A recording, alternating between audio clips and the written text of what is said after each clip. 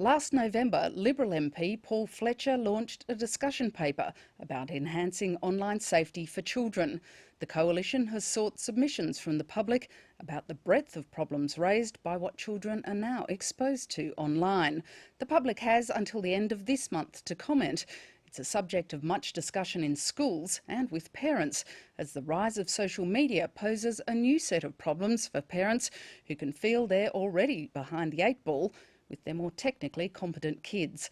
I spoke to Mr Fletcher about what the issue means.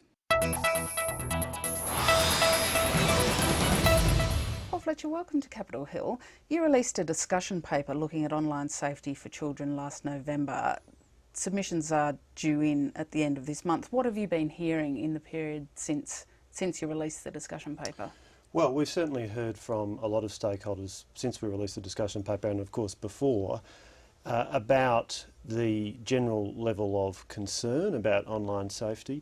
I think there's no doubt that across the affected industries and across schools, parents, throughout our community there's a recognition that online safety presents real challenges. It's exposing children, the pervasiveness of the internet is exposing children to a set of risks which didn't exist even 10 years ago, frankly even 5 years ago. For example, if you take the explosion in social media, that's a factor that really wasn't present even 5 years ago. But now parents need to think about questions such as, my 10-year-old wants to get on Facebook and the stated minimum age to go on is 13. Should I let my child go on Facebook? So I think there's a recognition, there's a lot of serious issues to grapple with here.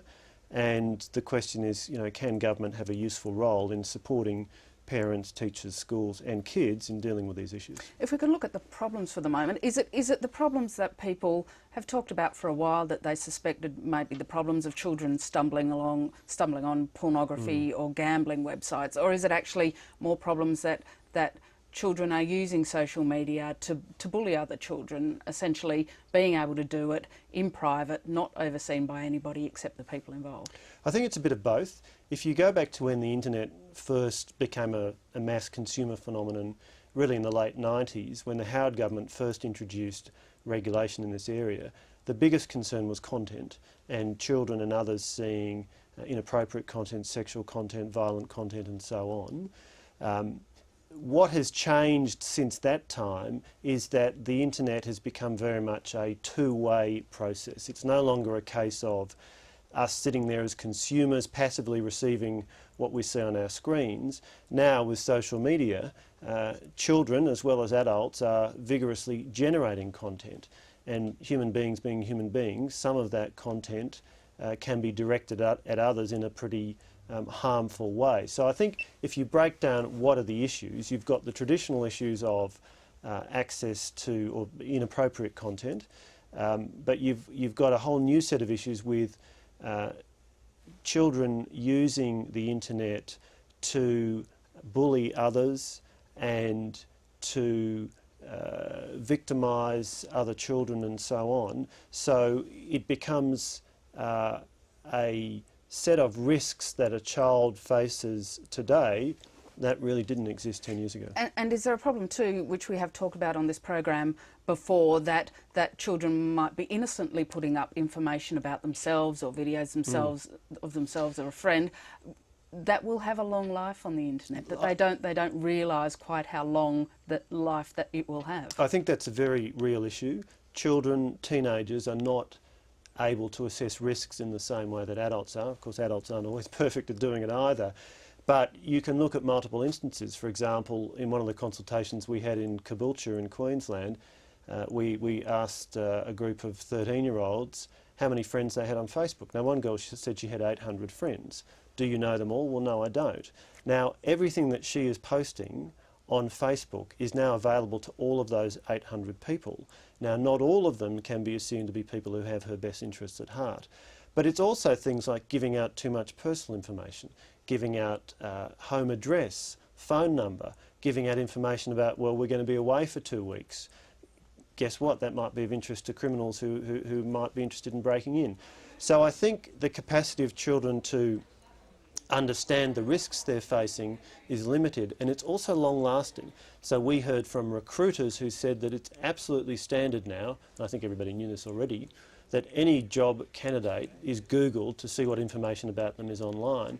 So the stupid act that you as a 15-year-old carry out at a party, I mean, we all did that when we were younger, but the difference now is that that can stay with you for life, and that can rule you out of a career opportunity that is something you're going to be very interested in pursuing in 10 or 15 years. So really, as adults with responsibility for children, parents, teachers and so on, we have to help them understand these risks and manage them, and we also have to help protect against risks which they may not be best placed to manage themselves. You said you get asked by parents and teachers what governments can do about it. Is the reality that in this space governments can actually do very little apart from provide advice and guidance to really the people dealing with it at the coalface, the parents and the teachers? Look, one of the issues that clearly bedevils regulation of the internet is that the internet is an international phenomenon. It's a network of networks. There are literally hundreds of millions of places around the world, probably billions, where content is being generated. And certainly, if you try and set restrictions on the content that people can see, it's just not going to work for a small country like Australia. And pretty much as soon as you try and control something or restrict something, not long after, somebody will find a way around that. Well, there is always that phenomenon as well, particularly with the internet where things are so fast moving. But that being said, what a responsible government needs to do is find where there are ways that you can do things that support parents, teachers, schools. And in our discussion paper, based upon the consultation we had, we went around Australia, we went into nearly 20 schools in all parts of the country, had forums with parents, children and so on. We met with industry players and so on. And what we tried to do was identify some areas where we think government can support and do a better job of supporting teachers, parents and ultimately kids. So for example, in the whole area of social media, what is clear is that players like Facebook and others have exploded. You now have well over 10 million Australian Facebook accounts. So Facebook is as much a part of the lives of Australian families as the TV channels, as the newspapers and so on. And yet some of those measures in terms of corporate social responsibility on the part of the existing media outlets aren't yet fully replicated in the social media outlets. And so one of the things that we suggested was as simple as saying, let's have a Children's E-Safety Commissioner. Let's have one place within the federal government that has policy responsibility for this. And let's make it clear that as social media operators come into the Australian market, this is the place they need to go to understand what their responsibilities are. Do you have to be careful, though, not to raise expectations that governments can fix a problem in this space and that it's really giving the parents and the teachers the tools to be able to fix it themselves? I think that is right. You do have to be careful not to raise those expectations, but you used a word that I very much agree with, giving the parents and the teachers the tools, giving them the support. So for example, what we discovered in our consultations is that there are lots of good programs being delivered in schools around the country. There's quite a multiplicity of programs. They don't all cover the same issues. And one of the things that we think a Children's E-Safety Commissioner could do is effectively act as a one-stop shop to assess all the programs that are available and just keep a common list and make that available to all who are interested, to schools, parents and others. So to be a resource for parents, teachers and others who are wanting to take action to support the children in their care. But one of the other things that we think is important is that the social media outlets today will tell you they are often not sure which Australian regulatory agency has responsibility. And so the notion of a Children's E-Safety Commissioner is that there is one central point in government that is responsible or is the government's central point in relation to online safety, and so that social media outlets know who the contact point is. And that's also important because as we went around the country, we found multiple instances where schools, parents, even police would say, we've had a complaint about serious cyberbullying.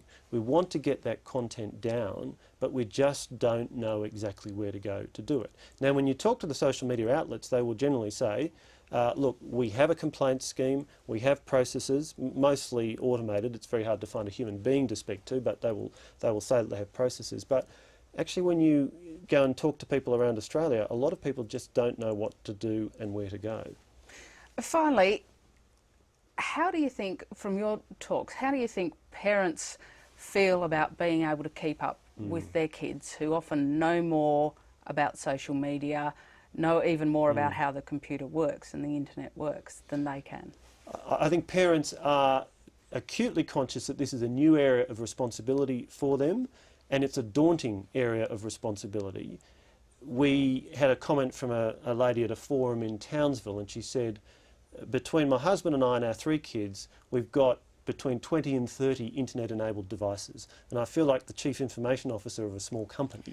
So it's a real challenge. What we also learned is that parents have got some good tips and techniques that they've worked out themselves and picked up from others. For example, with the smartphones, don't let the kids keep the smartphones in the bedroom overnight. And what a lot of families do is gather it all up in the kitchen, it all gets charged overnight, and then the kids have got the charged phone the next day. Parents, we found, as we talked to many of them around Australia, are concerned about these issues. They very much want their children to be active and engaged digital citizens. They absolutely recognise that the internet is central to education. It's going to be central to the work lives of their children as they finish school and further education and go into the workforce.